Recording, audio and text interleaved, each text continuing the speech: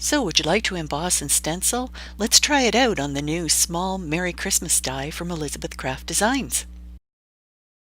Before we get started, I just wanted to share the difference between the two dies. On the right is the original Merry Christmas die from Elizabeth Craft Designs, and on the left this is the new one. You can see they're quite different, and as a calligrapher I have to say I really like the big one, because the thicks and thins are more pronounced, and as a calligrapher you spend all your life trying to get those high contrasts between thicks and thins, and the smaller you make the die, the less contrast you can get. But this new smaller one is such a useful size, especially if you want to use it with other elements to make a card. So here are the two die cuts, the original and the smaller. Isn't that cute? You can do lots of things alongside that and fit that die into any number of places, so it's really useful. This one is a real feature element on your page. Okay, let's move those aside and let's start with the embossing. We're going to take this very cute little Merry Christmas, which has been die cut from white cardstock, and we're going to apply VersaMark to the surface of it.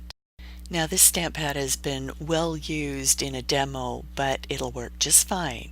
So we're going to press the die cut face down into the VersaMark ink, and that is going to make it sticky on the surface and will allow the embossing powder to stick.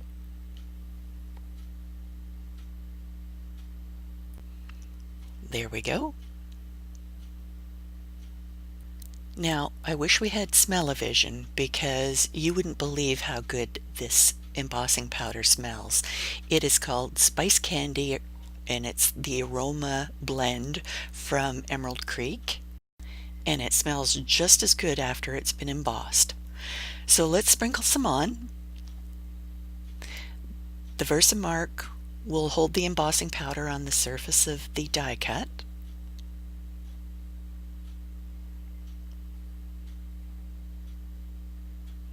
Tap the excess off.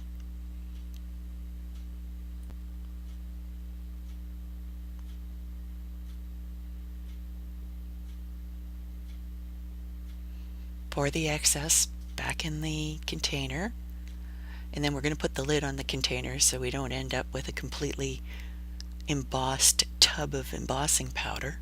That would be embarrassing. Try not to blast the die cut like I usually do. Let your heat gun warm up a little bit and then watch the magic happen.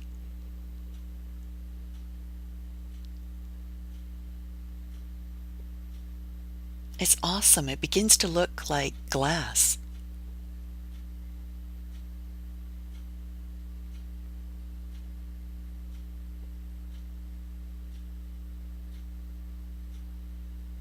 Now that looks like I missed a couple of spots down there and up in the swash up here. So let's double emboss. And this time I'm going to take the stamp pad and I'm going to press it right down on the surface. That's another option.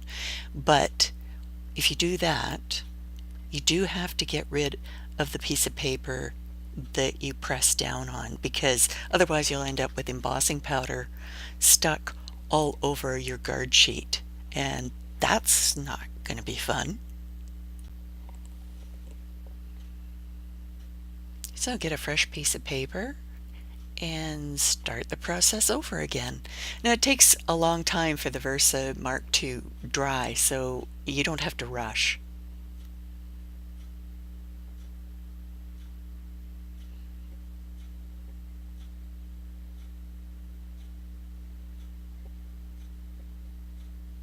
And tap it off, put it on a clean sheet of paper,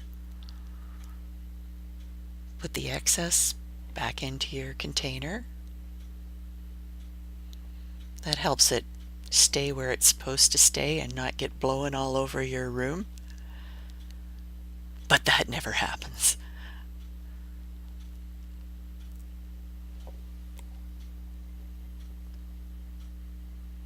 And let's just give it another little shot of heat.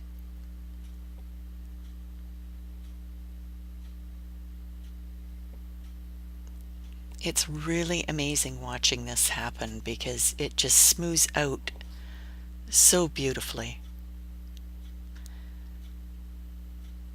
And it really looks like a hard candy surface, really shiny.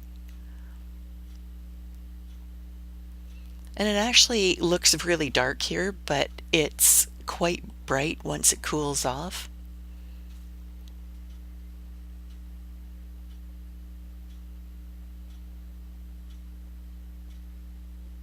And there you have it.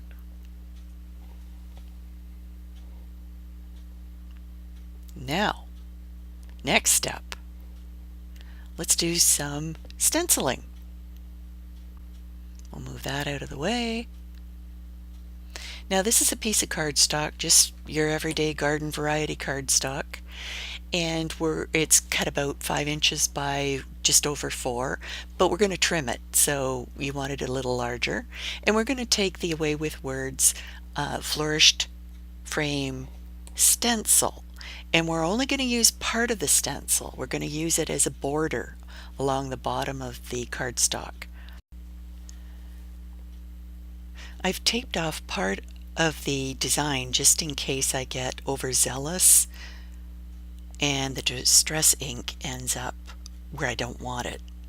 So it was safer to tape that off, and then I don't have to worry about it. So I'm going to use some removable tape. It's just Scotch removable tape, and that will hold the stencil on the board. And I'm just going to straighten up that piece of cardstock. And I'm good, so it's going to stay there and not move around.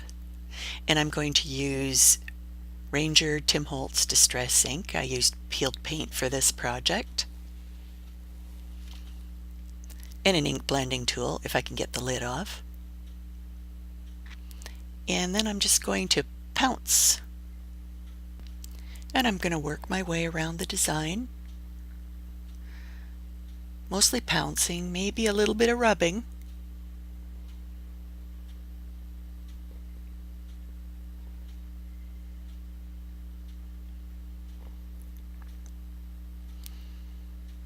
And then let's have a look. Oh yeah, I like that. That's good. We're going to leave it just like that. Done. Let it dry, because it would be a shame to smudge it now. And then we're going to take our Merry Christmas die cut that's been embossed and still smells really good, and we're going to mount it just above the flourish.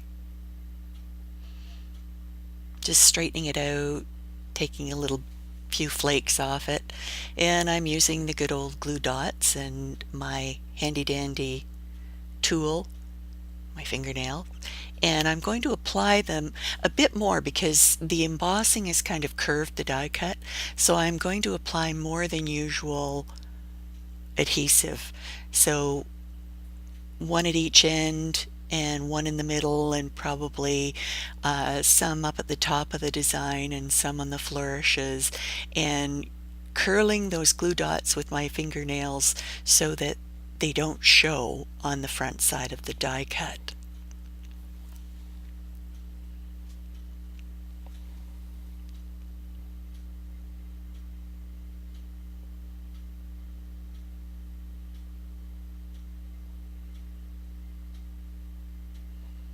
Okay, let's try it.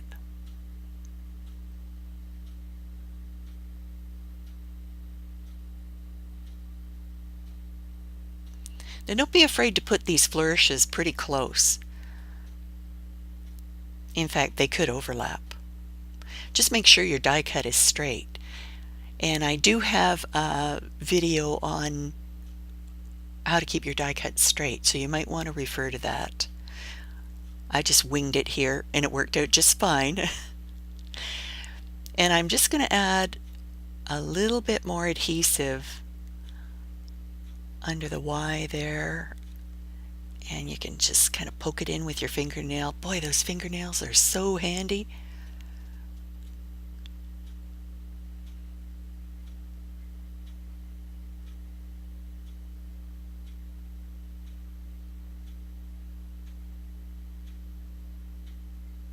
and just shove it under there, and then just gently tap down on it and it'll keep it down in place on the surface of the cardstock.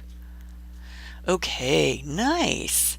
Now let's trim this, and presto changeo, it's trimmed. So we're going to cut a mat for that, and that's from the Moda Scraps Vintage Christmas Collection at Elizabeth Craft Designs. And then we're going to mat that again with a piece of soft finish cardstock, and that color is Olive Twist. Perfect match. And then some more white, because we're going to really layer this puppy up. And last but not least, it's a card base made of, again, the Olive Twist soft finish cardstock.